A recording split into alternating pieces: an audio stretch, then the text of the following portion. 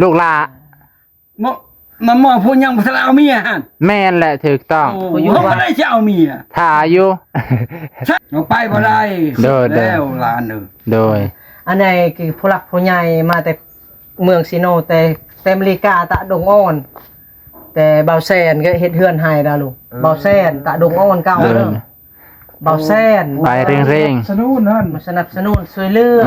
นี่พวกช่วยเหลือผู้หลักผู้ใหญ่ตึกติแขวงใกล้ไปติ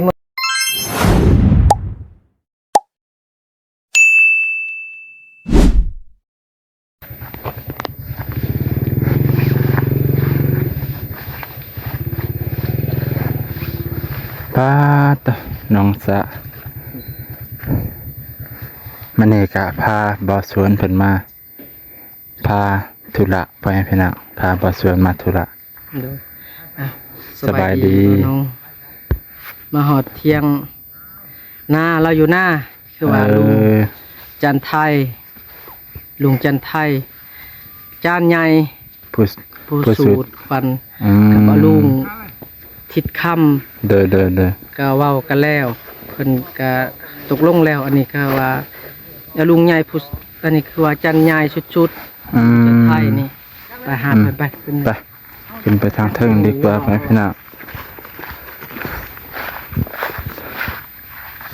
ผมจนอากาศว่าตะลุงเอ้ยบิบ่โอ้ว่าเนี่ยทาใหม่เคยนั่งนะบ่แม่เนี่ยใหม่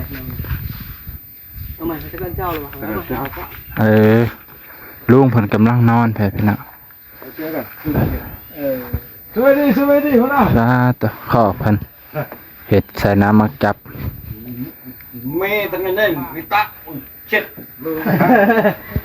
ไปขึ้นไปเทิงบ่พี่น้องก่อนเจ้าติดใจได้ก็อาจารย์ติดกระเป๋าได้นะเอวิลเปิลมึงติดกันติดกระเป๋าแม่เตือนตีลีโอ้ยตรงนี้เตลีกก็ไม่ยินดี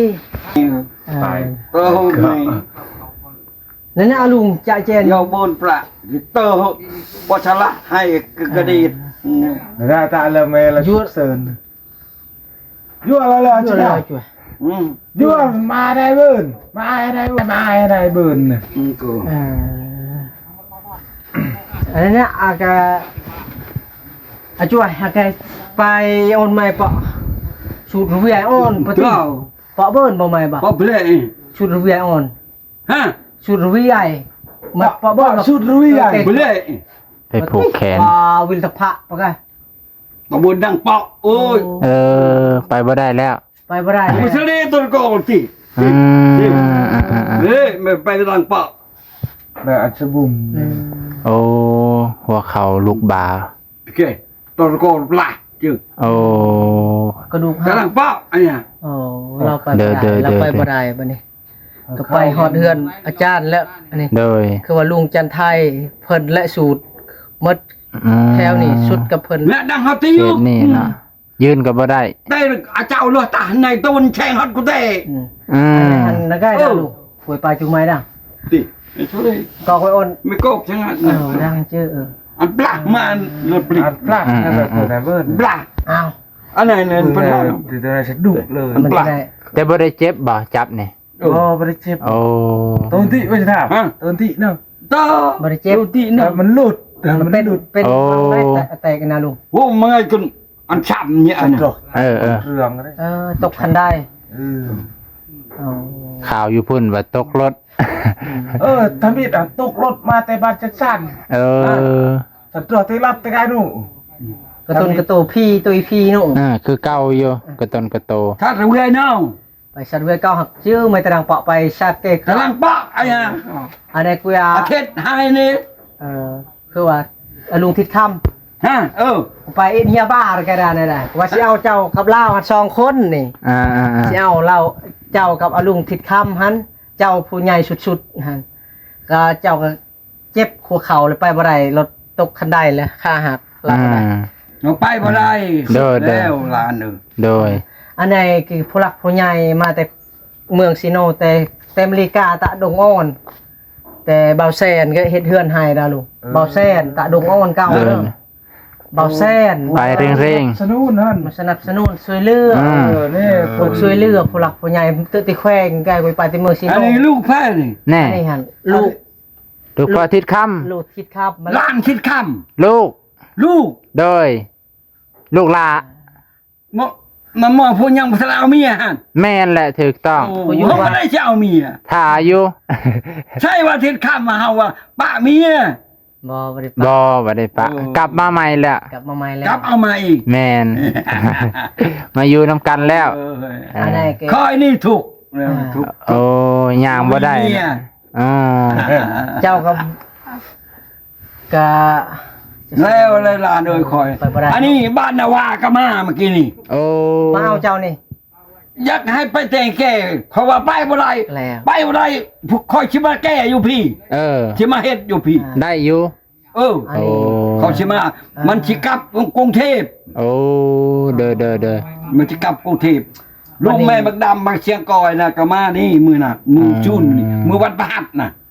เราไปพุ่นแล้วกลับกรุงเทพแล้วคอยผูกแขนให้คอยทมน้ำลายใช้หัวหลาน อ่า เขาว่าเอ้าอยู่ดีไม่แห้งหลานเอ้ยเออพอลูกพลอยคอนบ้านคุกเหลาะนั่นก็มาแต่งแก่เดี๋ยวนี้ อืม ไปบ่ได้คันไปได้คันไปได้คือตะกี้ก็ไปบ่ ป่ะ อาตะกี้หัน ไป บ่ ได้ ย่างต้องกระถา อันอยู่ดีไม่แห้งตะกี้เนาะลุงเนาะ เออ อ่า อันไทยบ้านเมืองชนหากรนี่ก็อายะตะกองเฮาเอาชวนนะเนี่ย อ่า ผ้ามาล้านมันหัน โอ้ น้องเขาบักเอาโลนวังหัน โอ้ อันนี้ลูกน้องมักเอาโลนนั่นบักผู้ลานั่นมันอยากเป็นบ้า มันอยากเป็นพี่ช่างเขาว่าเจ้าเนี่ยคันบอกเป็นแต่งแก่นั่นบ่ได้เจ้านี่นักเป็นมนา อืม บ่ได้อันชวนเฮาตะกองหันพามานี่ โอ้เอ้ยนั่นน่ะบ่ เข้ามา เออ เขาเอาแป้งเครื่องครบแต่พุ่นแต่ตลาดมาใหม่มาต่อเพียงช่อทุ่งเขาชื่อเอาแต่ตลาด โอ้ เขามาใช่อยู่พี่ เด้อ มาเห็นอ เด้ ยู่ อ พี่ถึงแม่เรา เด้อ แล้วคอยพูกแค้นให้คอยพ่มน้ำลาย อืม น้ำมนต์คอยใส่ในหัวมัน โอ้ ชะมอยเลย สมัยเลย อันนั้นย่างอันนี้ก็ เข้าวันนั้นน้องเขาบากาโรนนะเนี่ยนี่ตัวนี้ โอ้ เมื่อเจ้าไปเมืองชนเก็บให้คอยแดหลานคอยอยากเงียบติบเขา โอ้ อย่างอันนี้ นี่ น้ำข้างตลาดอึดไปชัก แม่ เพิ่นอยากมาหยิบติ๊บเข่านี่เนาะโอ้มันเป็นอย่าง ชีแดงชีเหลืองชีอันเขียวก็ได้ ว่าเนาะเบาแซนก็ได้เนาะ เด้อ ก็เบาสวนนี่แหละนี่ก็มาฮอดผู้หลักผู้ใหญ่เพิ่นคือว่าลุงจันไทยเฮาก็มาฮอดว่าอยากเอาซองคนนั้นซองคนนั่นแหละ โอ้ อาจารย์ เจ้าผู้อยู่น้ำพ่อหัน โดย เขา แม่น ไม่ แห อยา ละ กเจอเจ้า เฮาจื้อเจ้าอยู่จื้อ เจ้า แล้ว เจอคอย จื้อ เราก็ เห็นมันนั่งชูนำพ่อโตคอยก็ให้ชองชาม โอ้ สองสามเล่มบ่ โอ้ เออ ว่าตัวนี้ คือว่าของเจ้าเราก็เฮียนเอาน้ำ ม เจ้า นต์ไปช่างคอยก็ ให้เพิ่นเบิด ให้พ่อโตหลายแนว โอ้เด้อ คอยว่าให้บ่ได้ให้แต่ เพิ่นนั่น อั แหละ นดอกไม้ช่องดอก โอ้ เพิ่นนะ ด เฮ็ อ ด กไม้ช่องดอก เพิ่นเฮ็ดให้เบาลาวหั่นลาวนะสูตรให้เบาลาวหั่น ให้ลาวเด้อ เออ ให้ทิศหันชูดให้ เด้อ ให้ อัน ลาว นั้นก็ชิดเจ้าว่านั่นก็ชิดเจ้า สิทธิ์เอกบ่น่ะหรือสิทธิ์รอง ชิดเจ้าเราก็ เพ เฮีย ราะ น มันไปบ่ได้ย่างบ่ได้เลยนี่ เออ เราก็เฮียนเอาน้ำเจ้าบ่ลุง เขาว่า บ่ลุง ฮะ เราก็เฮียนเอาน้ำเจ้าบ่ลุงทิศค่ำ ผมไปนอนอยู่พี่คอยชิดเฉาะให้ชิดให้ อ่า ผมมันชิดโอนเบื่อไหม ตัวผู้นี้ เออ คู่ จับ ด้วย ตัวไม่บ่ได้ คู่ โดยโอ้ อาจารย์สุดใหญ่เพิ่นนี่แหละเพิ่นมาบ่ได้แล้วบ่แซนเอ้ยบ่สลี คอยให้บ่หมด โอ้ ยังบ่หมดคอยให้ลาว เรา ยังเหลืออยู่ โว้ว คือบ่ให้เบิดเลยสั่น มันให้บ่เราบ่ได้เอาหมด อ่าเด้อหัน บ่ลิ้นชาวคอยก็บ่ได้ให้เรา แน่ โตเสกใส่ใบพูคอยก็บ่ได้ให้ลาวตอน โอ้ เสกใส่ดอกไม้ช่องดอกก็ ยังบ่ บ่ ทัน ได้ให้ลาวตอน โอ้ คอยให้แต่แนวอื่น แนวอื่นคอย พอเราจังได้เมียน้อยฉันน่ะลุงทิศค่ำ เจ้าว่าแม่น จนลังคดไป เออ แทนชุดควันเบา ไพ่อยู่ตลาดตาทายกับ พอประตู จอบหน้าเขา นักไก่หนูลุงกระไซเท่าเกินน่ะกระไซเท่าเดือนเท่า แต่เพราะได้ดังเธอยุก แต่เดือน5บ่แต่เดือน5มันไงบ่ เดือน6 เดือน6 โอ้ เดือน6เดือน7เดือน8เดือน9เดือน10 ก่อนพี่อาเพื่อยกิดวงรถก็ดวงไหวมาตั้งตะแกงที่โชว์ผู้ให้กันก็หัวชักก็ตรงต่ำก็กูเตะเลย โอ้ตอนตั้งกูเต้น่ะกะ โอ้ทั้งกูเตะ โอ้ อันต่อไปฉลาดเลยเก่าแท้จริงไม่ดวงปีดเก่ามันไม่ต้องเป็นหับพี่ชอบเมนบอก แม่นแหละ ต่อไปฉลาดเฮารวยมานำไอ้ตัวชัดระเบือเก่าแล้วตะบูด โอ้ มันคือรถเจือก ทำนี้ โอ้ย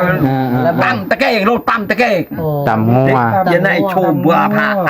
กันอาผู้ให้กัน ขับรถตำงัว ต้นกระโตยัง เอาฉลองไป8 มุ่งกดฉลองอุฉลองกระดงโอเคมาว่าโอเคก่อนเพื่อดวงไกจูฉลองไกจูฉลองดวงไอ้จูฉลองไอ้เจ้าฉลองไม่ได้ชักมันไปชี้เข้มมานกเอานกให้ชัก โอ้ แต่บนดอนปลาได้ เด้ออย่าง อันไหนก็ 7-8 ต้อง มื้ จี อ เนาะคันตะยะบนอันไหนแกปะไหนประจะในชุตุกล้วยอดอะไรอย่าง เด้อ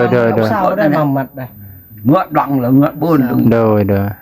มัดในละคันตั้งไงในมั่วคันให้เบะมูชะตับอยู่ตะมองว่าแกปัง โอ้ แกติดโทรศัพท์อดปะไกอิดตุเปิ่มบังยันไงอ่านยันไงสบายเฉลาโตทำเราโทษโตเรือเราโทษโตไทยเราโทษ อ่านได้เบิด นักไงมากันทำไมพี่ตั้งไงในมัว ตัวทำแล้วเบิด มันถึกแดดเนาะถึกแดดแล้วตามัว ตัวทำเนี่ยอ่านสบายบ่อะลูก ฮะ ตัวทำกับเจ้าอ่านสบายบ่ เอาก็โตทำแล้วคอยเตะเกน โอ้ ในใบลานไม่เป็นเตือก ครับ มันจะเอาอ่านมาได้แล้วโตทำ แม่นแหละ แต่โตไทยทำได้ทำหนึ่งก็ย่างย่านมาได้ นี่ค่อยไปบรรทวดค่อยไปตลาดนัด อ๋อ ค่อยชื่อยาอันนั้นยาเขาขายครับอันโตหนึ่งเสือน้อยค่อยจับแล้วค่อยอ่านเบิ่งเช่าจอนบันเมียอันปัตการตะกี้เนี่ยเนี่ยนางกรรมพวกมันตายเป็นปัตการบันนี้มันว่าปลาถูกพอเท่าเจ้าเท่าไรแล้วอยู่เขาบอก90 ปีนี้กว่าไปอายุเก่าละ90เกิดแต่ไป1936 โอ้ 1936เจ้าขึ้นเบิ้งมาไล่ลบบนพอดี90 ปีนี่ 90 ปีคือ ท่านเห็นผู้ชายยังอย่ากอด โย่90 ปียังอยากตั้งเกียร์เนาะ ลุงยังห้าม ทั้งมือนี่บานาวามานี่ โอ้ เขามาแก้อยู่นี่ เด้อ บานาวาใต้นี่เขาจะมานี่แหละมือเขามาแล้ว เจ้าไปบ่ได้แต่มีไปบ่ได้เนาะเขามาแก้นี่คันไปได้ก็ไป ลูกแม่นำมันชลินนขานะมาไทยอีตาน่ะก็มาแก้อยู่นี่ โอ้ มันเอาผัว บัดนี้ก็คือว่าเอาลูกพิการว่า ล่างเขาเอาชวนนะแล้วก็มานี่มา ยังอาทิตย์ ค้ามัน อาทิตย์ค่ำ มาทำลูกจอนั่นแหละก็สูตรพันเบาเล่าแล้วมีแต่เล่าผู้เดียวแต่เขาว่าสิเอา2คนกับอาจารย์ใหญ่เพิ่นนี่แหละครับเพิ่นไปบ่ได้แล้วแล้วก็เจ็บขาหัก เด้อ อันนี้เขาโทษ โตยังคอยบ่ได้ให้ทิศ ขอโทษขอไปเบาแซนเบาซาลี เด้อ ก็สิมีแต่อาลุงใหญ่ลุงทิศคำนั่นแหละ ที่พิสูจน์ไหนเนาะ โดยเราก็ไปบ่ได้แหละเรามาให้เฮ็ดอยู่พี่เฮาก็ไปบ่ได้ก็มาบ่ได้พิการขอโทษขอไปผู้หลักผู้ใหญ่แต่ก็มื้อวันพุธคือเก่า เด้อเอ้าขอมเข้าใจ ทอดเพิ่น คืออาจารย์ใหญ่เพิ่นนี่ไปบ่ได้เพิ่นพี่น้องเพราะว่าเพิ่นอันนี้นะหัวเข่าเพิ่นหลุดหัวเข่าหลุด มันแตก มันแตกเลยบ่ มันแตกมัน เบิ่งขอจับเบิ่งแน่ จับดู จับค่อยอยาก ลุดบ่รูแตกนี่ตัวนี้มันแนวนึงเนี่ย คือแตกนี่มันเป็นกรึบทางใน มันลงทางคือ นี่ตัวนี้จัวหนูจัวหนูนั่นหนู โอ้ หัวเข่าทาง เขาทางคือดิน อยู่ถ่าย มอนั่นบ่ยังบ่เหยียบเลย บ่มาใกล้คอยเลย ป้าก็จิตใจดำแท้ บัดคอยผูกแขนลูกคอยไปชอนควันบนรถต่ำรถเจือกนั้น มันก็บ่มาไกลฮอดไก่ตัวนึงมันก็บ่อันนั้น บ่ผูกแขนให้ ผูกแขนคอย โอ้ยนะ เถอะ เอาเด้อเมียคอยสิไปชูดคันเจ้าเอาเมีย โอ้สาธุเด้อท่าน ไปบ่ได้ก็ว่าเอา ไปบ่ได้ก็สินั่งซ้อนรถไปเนาะ จักรก็มีรถไทยก็มี บ่สม โอ มุติ มลงใช้รถว่า ได้ สมมุติอันนี้คันอุ้มใช้รถก็ไปได้บ่ ฮะ คันใช้รถจักรก็ไปได้บ่นี่ฮะ ได้อยู่ดอกกันนังของมันบ่ได้เจ็บแอวนี่นี่ อ่า เจ็บแต่ตัวนี้ยืนบ่ได้ โอ้ บ่ลุงคันเอารถจักรไปก็ไปบ่ได้หนูหรือว่าได้บ่ได้ ไปบ่ได้มันย่างบ่เป็น โอ้ลงบ่ได้ บ่คันย่าง บ่จูบได้ ก็ เรายืน หมู่ บ่ได้ น่ะได้อยู่มันไปบ่ได้นี่ โอ้ยืนก็บ่ได้ มันบ่ได้เจ็บเดี๋ยวนี้ล่ะเด้อ โอ้ ว่าหันเจ็บ เด้อ เดี๋ยวนี้บ่ได้เจ็บคอยไปเฮ็ดอะไรก็ โอ้ พี่อยู่จักนี่จุตุใช้อีหยังก่อนบ่ได้ ข้างในนี่บ่เป็นหยัง จักของแท้ มันดังแต่ข้าตัวนี้โตชิคู่เข้าใช้อึกไม่ยิง แน่ แม่บักจังว่า แล้วบานี่ขึ้นอึกไม่ยิงบ่ได้แล้ว โอ้ยอย่าแม่คอยว่าปะนอนข้างๆคอยชิปีนใส่มือ ยัด บ่ ไป บ่เจ้าออกแล้วแม่งหิ่งหอยในตาเจ้า เขายอกเฮาเห็นเฮาชั่วแล้วเขายอก แม่น เขาว่าบ้าวางคอยหนุ่มเด้มายิงคอยพาดเอาตั้งยืด อีหลีแม่วังหัน โอ้ยเดี๋ยวนี้ชัวร์แล้วล่ะเด้อ บ่ได้ชัวร์ดอกเจ็บซื่อๆเจ้า เจ็บ ว่า บ่ ย้อน เก่าซื่อ ย้อนทำลายมายิงดุวันตีอย่างหนุ่มมันแล้วมันจัง โอ้ เข้าเลยโน่นล่ะ